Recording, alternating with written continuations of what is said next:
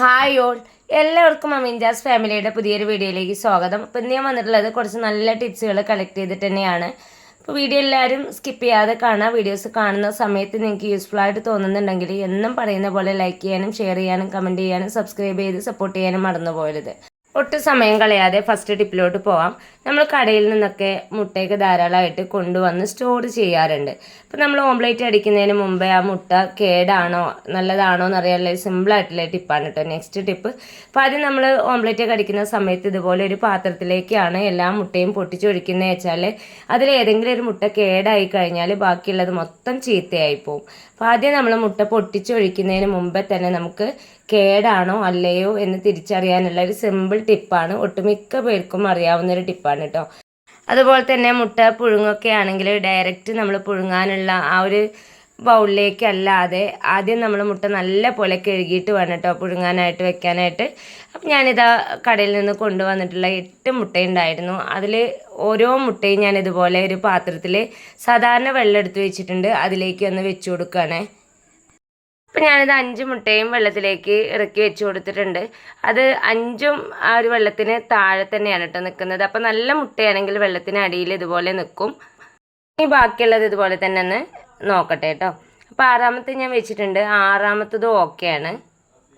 ഇതുപോലെ നമ്മൾ കടയിൽ നിന്ന് വാങ്ങിയത് മാത്രമല്ല നമ്മളെ വീട്ടിൽ ഒരുപാട് നാളായിട്ട് സ്റ്റോർ ചെയ്യുന്ന മുട്ടയൊക്കെ ആണെങ്കിൽ ഇതുപോലെ നമ്മൾ നോക്കുകയാണെങ്കിൽ പെട്ടെന്ന് തന്നെ നമുക്ക് കേട് വന്ന മുട്ടയും കേട് വരാത്ത മുട്ടയും തിരിച്ചറിയാൻ പറ്റും. ഇപ്പോൾ നോക്കിയാൽ ഞാൻ ആ ബാലൻസുള്ള 2 വെച്ച് കഴിഞ്ഞപ്പോൾ 2 പൊങ്ങിയാണ് കിടക്കുന്നത്. അപ്പോൾ ഇതുപോലെ പൊങ്ങി കിടക്കുന്ന മുട്ടയാകുമ്പോൾ നമുക്കതൊന്ന് വേറൊരു പാത്രത്തിലേക്ക് പൊട്ടിച്ചൊഴിച്ചാൽ മതിയാവും.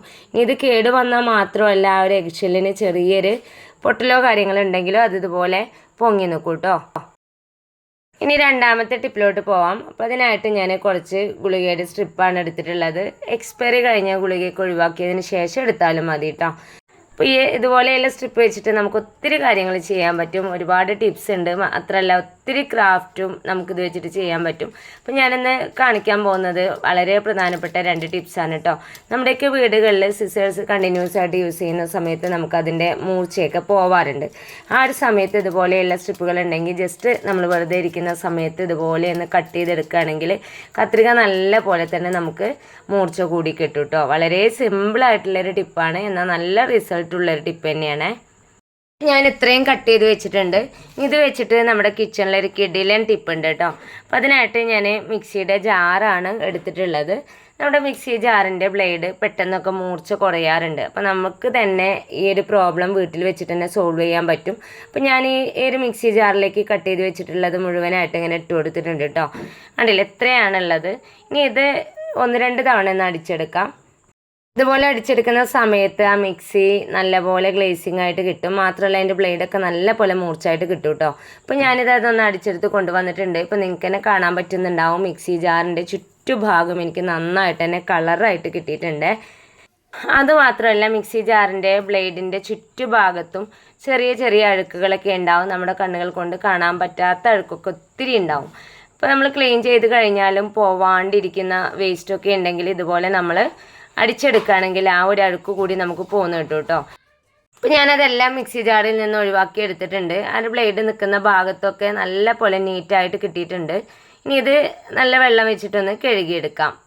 ഞാനിത് നല്ല വെള്ളത്തിലൊന്ന് കഴുകിയെടുത്തിട്ടുണ്ട്. അപ്പോൾ മിക്സിയുടെ ജാറൊക്കെ എനിക്ക് നല്ല പോലെ ക്ലീനായിട്ട് കിട്ടിയിട്ടുണ്ട്. ഒട്ടും അഴുക്കൊന്നും ഇല്ലാതെ പുത്തനായിട്ട് കിട്ടിയിട്ടുണ്ട് കേട്ടോ. വളരെ സിമ്പിളായിട്ടുള്ള ടിപ്പാണ്. എല്ലാവരും ഒന്ന് ട്രൈ ചെയ്ത് നോക്കണേ. ഇനി അടുത്ത ടിപ്പിലോട്ട് പോവാം. കുറച്ച് നാൾ മിക്സിയുടെ ജാറ് നമ്മൾ യൂസ് ചെയ്യാണ്ടിരുന്ന് കഴിഞ്ഞാൽ ജാറിന് ബാഡ് സ്മെല്ല് വരാറുണ്ട്. അതല്ലെങ്കിൽ നമ്മൾ എന്തെങ്കിലും ഇഷ്ടമില്ലാത്ത എന്തെങ്കിലും അടിച്ചെടുക്കുന്ന സമയത്ത് ബാഡ് സ്മെല്ലൊക്കെ വരാറുണ്ട്. ആ ഒരു സ്മെല്ല് പോയി കിട്ടാനായിട്ട് നമുക്ക് ചെയ്യാൻ പറ്റുന്ന സിമ്പിളായിട്ടുള്ള ടിപ്പാണ് കേട്ടോ നെക്സ്റ്റ് ടിപ്പ്. അപ്പോൾ അതിനായിട്ട് ഞാൻ മിക്സിയുടെ ജാറിലേക്ക് ടൂത്ത് പേസ്റ്റ് ആണ് ആഡ് ചെയ്ത് കൊടുക്കുന്നത്. അപ്പോൾ നിങ്ങളുടെ കയ്യിൽ വൈറ്റ് ടൂത്ത് പേസ്റ്റ് ഉണ്ടെങ്കിൽ അതുതന്നെ യൂസ് ചെയ്യാം. ഇതിലേക്ക് പേസ്റ്റ് ആഡ് ചെയ്തതിന് ശേഷം കുറച്ച് വെള്ളം കൂടി ആഡ് ചെയ്ത് കൊടുത്തിട്ടുണ്ട്. ഇനി ഇതൊന്ന് അടിച്ചെടുത്ത് കഴിഞ്ഞാൽ മിക്സിയുടെ ജാറ് നല്ലപോലെ ക്ലിയറായി കിട്ടും. മാത്രമല്ല എത്ര ബാഡ് സ്മെല്ലാണെങ്കിലും അത് നമുക്ക് പോയി കിട്ടുകയും ചെയ്യും. അപ്പോൾ ഞാനിതാ പേസ്റ്റും വെള്ളവും ചേർത്തിട്ട് ഇതുപോലെ ഒന്ന് അടിച്ചെടുത്തിട്ടുണ്ട്. ഇനി ഇതൊരു പാത്രത്തിലേക്ക് മാറ്റി കൊടുക്കാം. ഇതുപോലെ ചെയ്യുകയാണെങ്കിൽ എത്ര ബാഡ് സ്മെല്ലാണെങ്കിലും നിമിഷ നേരം കൊണ്ട് നമുക്ക് മാറ്റാൻ പറ്റും കേട്ടോ. ഇനി ഈ ഒരു വെള്ളം നമുക്ക് കളയണ്ടെന്ന് വെച്ചിട്ട് നമുക്ക് നമ്മുടെ ഉൺമേശയും ഗ്യാസ് സ്റ്റോപ്പും ഒക്കെ ക്ലീൻ ചെയ്തെടുക്കാൻ പറ്റും. അപ്പോൾ ഞാൻ കഴുകിയെടുത്തപ്പോൾ കണ്ടോ മിക്സിയുടെ ജാറൊക്കെ നല്ല രീതിയിൽ തന്നെ എനിക്ക് ക്ലീനായിട്ട് കിട്ടിയിട്ടുണ്ട്.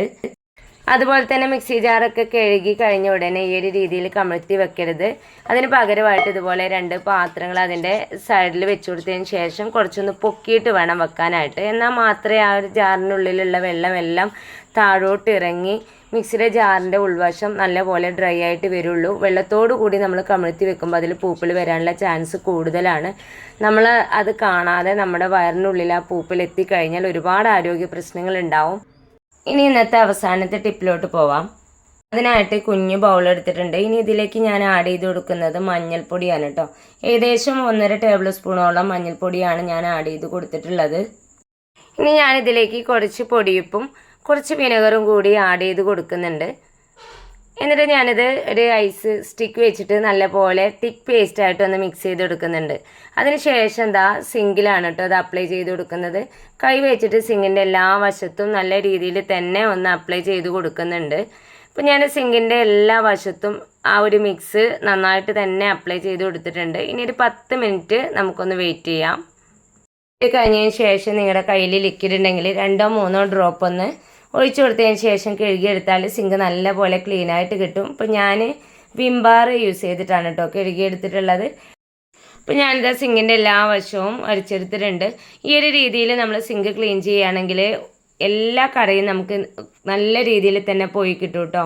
മാത്രമല്ല ഒത്തിരി സ്ട്രെസ് ചെയ്തിട്ട് എടുക്കേണ്ട ആവശ്യമൊന്നുമില്ല. അപ്പോൾ ഞാനിതാ വെള്ളമൊക്കെ ഒഴിച്ച് ക്ലീനാക്കി എടുത്തിട്ടുണ്ട്. അപ്പോൾ ഇന്നത്തെ വീഡിയോ നിങ്ങൾക്ക് എല്ലാവർക്കും യൂസ്ഫുള്ളായി കാണുമെന്ന് വിചാരിക്കുന്നു. അപ്പോൾ ഇത്രയും നേരം എൻ്റെ വീഡിയോസ് കണ്ട് സപ്പോർട്ട് ചെയ്ത എൻ്റെ എല്ലാ കൂട്ടുകാർക്കും ഹൃദയം നിറഞ്ഞ നന്ദി. ഇൻഷാ അല്ലാഹ് അടുത്തൊരു കിടിലൻ വീഡിയോസുമായിട്ട് ഞാൻ വീണ്ടും വരാം. Thanks for watching.